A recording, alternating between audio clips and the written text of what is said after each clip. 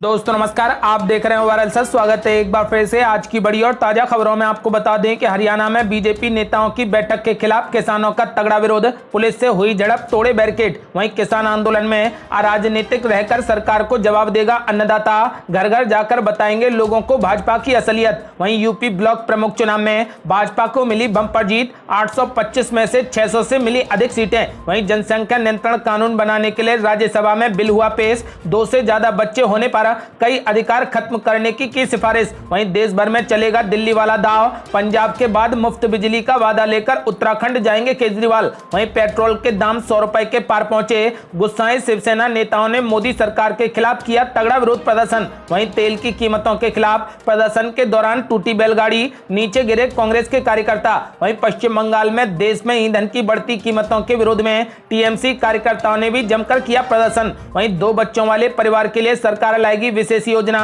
नसबंदी और जनसंख्या नियंत्रण पर भी बड़ा फैसला। वहीं दिल्ली में पटाखे फोड़ने और लाउड स्पीकर बजाने वाले हो जाएं सावधान, लगेगा 1 लाख रुपए का जुर्माना। और भी बड़ी खबरों को जानने के लिए वीडियो को लाइक कर दें, चैनल को सब्सक्राइब कर लें और घंटी बटन जरूर दबा दें। वहीं पहली बड़ी खबर, हरियाणा में बीजेपी नेताओं की बैठक के खिलाफ किसानों का तगड़ा विरोध, पुलिस से हुई झड़प, किसानों ने की तोड़फोड़। आपको बता दें कि हरियाणा के यमुनानगर में बीजेपी की जिला स्तरीय बैठक से पहले किसानों ने जमकर प्रदर्शन किया। किसानों ने अलग अलग चौराहों पर मोर्चेबंदी करके बीजेपी सरकार के खिलाफ नारे लगाए और बीजेपी नेताओं की गाड़ियों को रोकने की कोशिश की। पुलिस ने उन्हें रोकने के लिए बैरिकेड लगाए तो किसान बैरिकेडिंग तोड़फोड़ कर आगे बढ़ गए। इस दौरान पुलिस और किसानों के बीच तगड़ी झड़प हो गई। डीएसपी ने बताया कि कैबिनेट मंत्री मूलचंद शर्मा का यहां आगमन था और उनकी बैठक थी। स्थानीय विधायकों और मंत्रियों का भी यहां पर आना था। किसानों ने पहले ही कहा था कि हम इनका विरोध करेंगे और किसी भी कीमत पर यह कार्यक्रम नहीं होने देंगे। पुलिस और किसानों का आमना सामना हुआ, कुछ लोगों ने बैरिकेड पर ट्रैक्टर चढ़ा दिए। किसान नेताओं से बात की गई है तो उन्होंने कहा कि इसके लिए हम माफी मांगते हैं। हमारे बीच में भी कुछ ऐसे लोग हैं जो बात नहीं मानते हैं, उन पर कानूनी कार्रवाई की जाएगी। बीजेपी की जिला स्तरीय बैठक में हरियाणा के परिवहन मंत्री मूलचंद शर्मा, शिक्षा मंत्री कंवरलाल गुर्जर और पूर्व केंद्रीय मंत्री रतनलाल समेत कई नेता पहुंच रहे थे। किसानों ने नए कृषि कानूनों को लेकर बीजेपी के नेताओं के विरोध में पुलिस बैरिकेडिंग तोड़ दी। आपको बता दें कि उधर किसान नेता राकेश टिकैत ने बड़ा ऐलान कर दिया है कि भारत सरकार बातचीत करना चाहती है तो हम तैयार हैं। 22 जुलाई से हमारा दिल्ली जाने का कार्यक्रम रहेगा।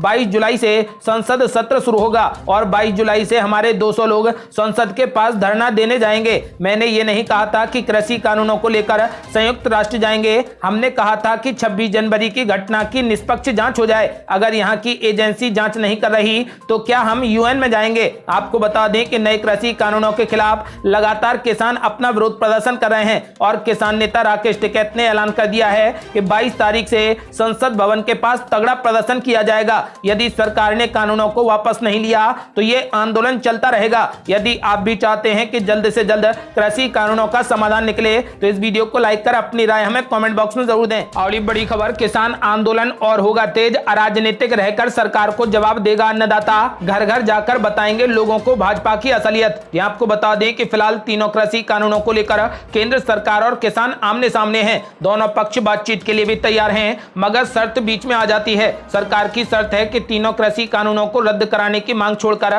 किसान कोई और बात करें। उधर किसानों ने भी कह दिया है कि जब तक सरकार इन कानूनों को रद्द करने के लिए तैयार नहीं होती, अन्नदाता पीछे नहीं हटेगा। संयुक्त किसान मोर्चा के वरिष्ठ पदाधिकारी आविक शाह कहते हैं कि भाजपा और इसके प्रधानमंत्री को यह नहीं समझ आ रहा है कि जनता के लिए नेता होता है या नेता के लिए जनता होती है। किसान अराजनीतिक रहकर सरकार को इसका जवाब देंगे। बतौर शाह पिछले 8 माह से देख रहे हैं कि प्रधानमंत्री मोदी देश के 60% वोटरों को अपने व्यक्तित्व से हराने का प्रयास कर रहे हैं। वे सोचते हैं कि नेता के लिए जनता होती है। आपको बता दें कि फिलहाल संयुक्त किसान मोर्चा के वरिष्ठ पदाधिकारी आविक शाह ने सुबह किसान आंदोलन की रणनीति पर एक.com पर विस्तृत बातचीत की। आपको बता दें कि फिलहाल उन्होंने कहा कि केंद्र सरकार और भाजपा आंदोलन को शुरू होने के पहले ही दिन से इसे तोड़ने का प्रयास कर रही है। किसानों को बदनाम करने का कोई मौका हाथ से नहीं जाने दिया। आंदोलन में शामिल किसान संगठनों में फूट डालने का भी प्रयास किया गया। एक सवाल के जवाब में शाह ने कहा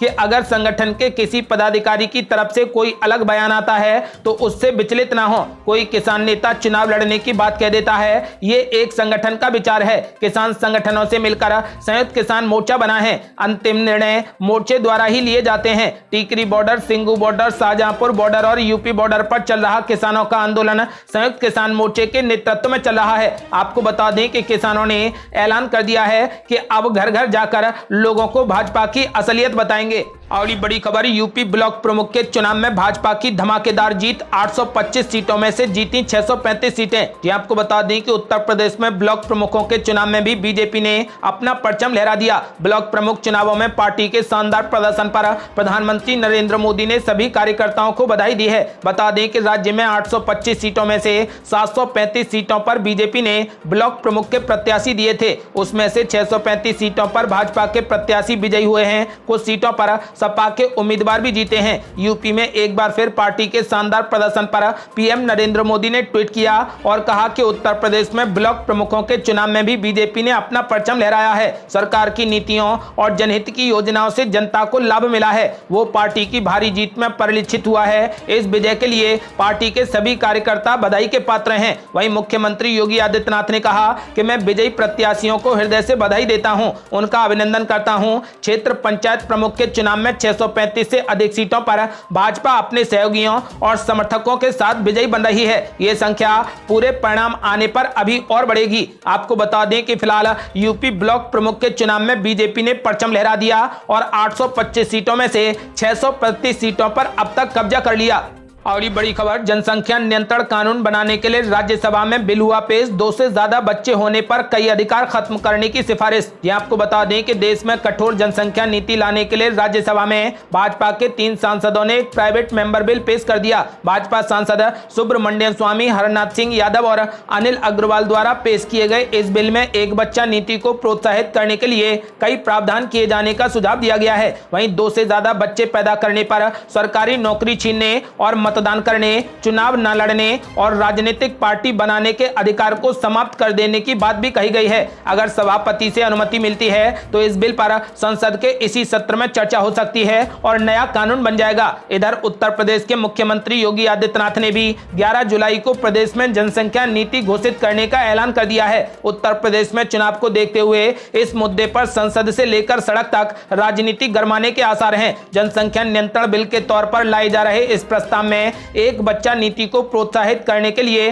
कई प्रावधान किए गए हैं। उदाहरण के रूप में अगर कोई भी दंपति एक बच्चे के जन्म के बाद ऑपरेशन करा लेता है तो ऑपरेशन कराने वाले पति या पत्नी को 50,000 रुपए की आर्थिक सहायता दी जाएगी। इसके अलावा इस एक बच्चे के लड़का होने पर 50,000 रुपए और लड़की होने पर 1 लाख रुपए की आर्थिक सहायता दी जाएगी। इसके अलावा इस बच्चे को पढ़ाई के समय केंद्रीय विद्यालय में एडमिशन, मेडिकल, इंजीनियरिंग या फिर मैनेजमेंट जैसे व्यवसायिक कोर्स करने के दौरान प्राथमिकता के साथ प्रवेश और फीस में माफी प्रदान किए जाने का प्रावधान किया गया है। बिल में कहा गया है कि अगर कोई भी दंपति 2 बच्चा पैदा करता है तो उसके लिए कोई अतिरिक्त छूट या लाभ नहीं दिया जाएगा। आपको बता दें कि बिल के मसौदे में 2 से अधिक बच्चा पैदा करने वाले जोड़े के लिए कठोर कानून बनाने की बात कही गई है। मसौदे के अनुसार अगर कोई दंपति सरकारी नौकरी में है और उसके बाद भी वो 3 बच्चा पैदा करता है तो उसकी सरकारी नौकरी खत्म कर दी जानी चाहिए। इसके अलावा ऐसे दंपति को वोट देने, राजनीतिक पार्टी बनाने या पंचायत से लोकसभा स्तर तक किसी भी प्रकार का चुनाव लड़ने या इन संस्थाओं के लिए नामांकित किए जाने के अधिकार पर हमेशा के लिए प्रतिबंध लगा दिया जाना चाहिए। 3 से अधिक बच्चा पैदा करने वाले को किसी भी प्रकार की सरकारी सब्सिडी ना देने, सरकारी या फिर प्राइवेट कंपनियों में ग्रेड 1 से लेकर ग्रेड 4 तक कोई भी सरकारी नौकरी ना दिए जाने का कठोर सुझाव दिया गया है। ऐसे लोगों को राजनीतिक दल के साथ साथ किसी अन्य संगठन के बनाने या फिर इनमें कोई भी पद धारण करने पर भी प्रतिबंध लगा दिए जाने की बात कही गई है। आपको बता दें कि यदि ये बिल पेश हुआ है, यदि इसको अनुमति मिलती है तो ये कानून बन जाएगा और देश में सभी नागरिकों को मानना पड़ेगा। इस जनसंख्या नीति पर आपका क्या मानना है? अपनी राय हमें वीडियो लाइक कर कमेंट बॉक्स में जरूर दें। अगली बड़ी खबर, देश भर में चलेगा दिल्ली वाला दाव, पंजाब के बाद फ्री में बिजली का वादा लेकर उत्तराखंड जाएंगे केजरीवाल। यह आपको बता दें कि दिल्ली के मुख्यमंत्री अरविंद केजरीवाल ने अन्य राज्यों में भी आम आदमी पार्टी के सत्ता विस्तार की तैयारी शुरू कर दी है। अगले साल जिन राज्यों में चुनाव होने वाले हैं वहां के लिए उन्होंने चुनावी वायदे करने भी शुरू कर दिए हैं। इसी कड़ी में केजरीवाल ने उत्तराखंड में बिजली को लेकर ट्वीट किया है। वहीं कुछ देर बाद ही उत्तराखंड के मुख्यमंत्री पुष्कर सिंह धामी ने केजरीवाल के ट्वीट पर जवाब देते हुए इसे चुनावी एजेंडा बताया। आम आदमी पार्टी के राष्ट्रीय संयोजक रविवार को यानी कि आज देहरादून की यात्रा करेंगे। पार्टी ने राज्य में अगले साल होने वाले विधानसभा चुनाव में लड़ने का फैसला किया है। आपको बता दें कि फिलहाल आम आदमी पार्टी के मुखिया और दिल्ली के मुख्यमंत्री अरविंद केजरीवाल ने उत्तराखंड को लेकर ट्वीट किया। उसमें उन्होंने लिखा कि उत्तराखंड खुद बिजली बनाता है, दूसरे राज्यों को भी बेचता है, फिर उत्तराखंड के लोगों को इतनी महंगी बिजली क्यों मिलती है? दिल्ली अपनी बिजली नहीं बनाता, दूसरे राज्यों से खरीदता है, फिर भी दिल्ली में बिजली फ्री है। क्या उत्तराखंड वासियों को फ्री बिजली नहीं मिलनी चाहिए? इसके बाद उन्होंने आज देहरादून में मिलने की बात कही है। गौरतलब है कि उत्तराखंड उन राज्यों में शामिल है जहां अगले साल चुनाव होने वाले हैं। ऐसे में साफ है कि उत्तराखंड को लेकर ट्वीट पर वादा करना केजरीवाल की चुनावी रणनीति है।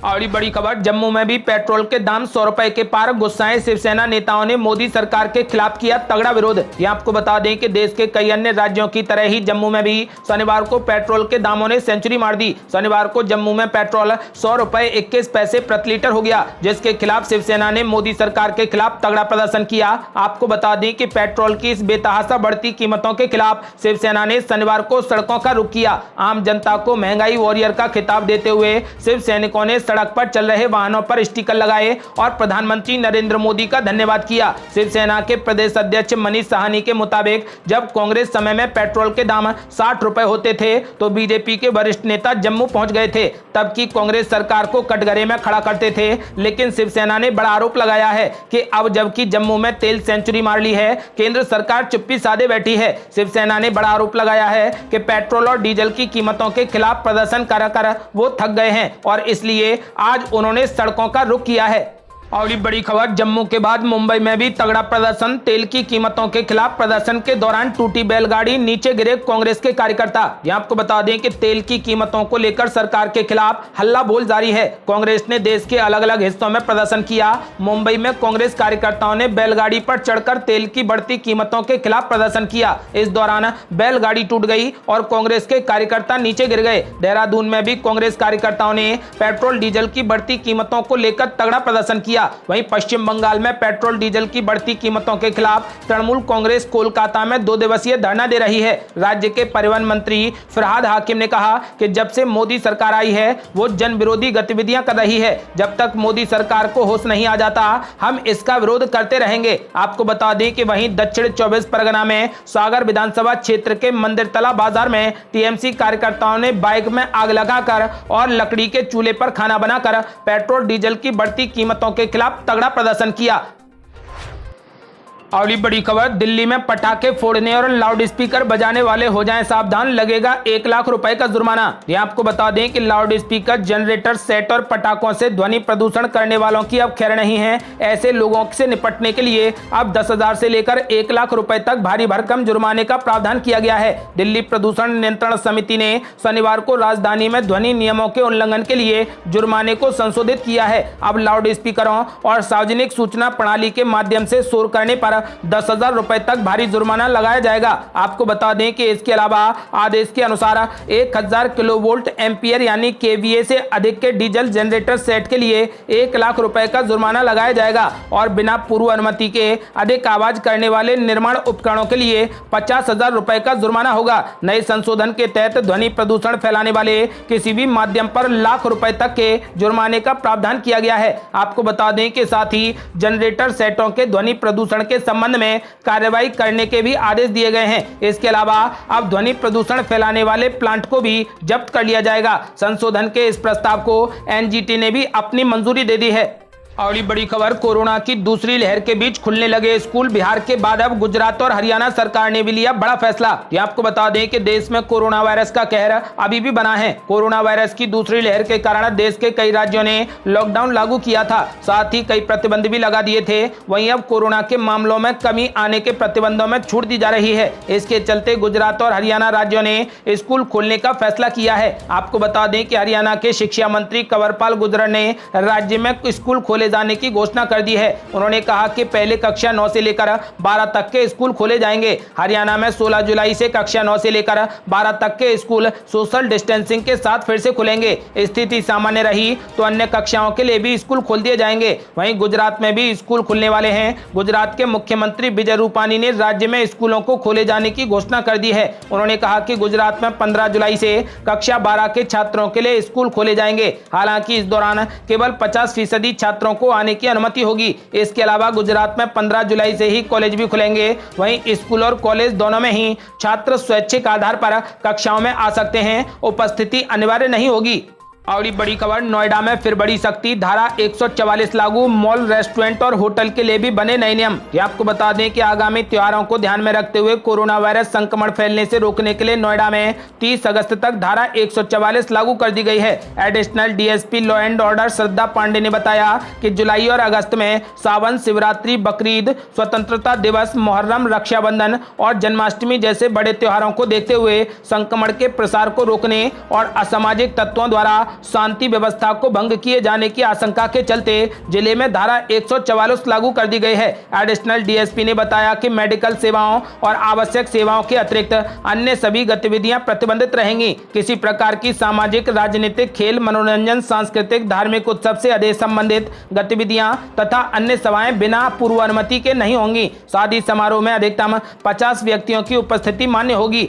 मेट्रो, बस और कैब 50% क्षमता के साथ संचालित होंगी। ये थी अब तक की बेहद बड़ी खबरें। यदि आप भी चाहते हैं कि भारत जल्द से जल्द कोरोना मुक्त हो जाए, साथ ही कृषि कानूनों का जल्द समाधान निकले, तो इस वीडियो को लाइक कर अपनी राय हमें कमेंट बॉक्स में जरूर दें। यदि आपने अभी तक हमारे चैनल को सब्सक्राइब नहीं किया है तो कृपया चैनल को सब्सक्राइब कर घंटी बटन जरूर दबा दें। जल्दी मिलते हैं बड़ी अपडेट के साथ। तब तक के लिए जय हिंद, जय भारत।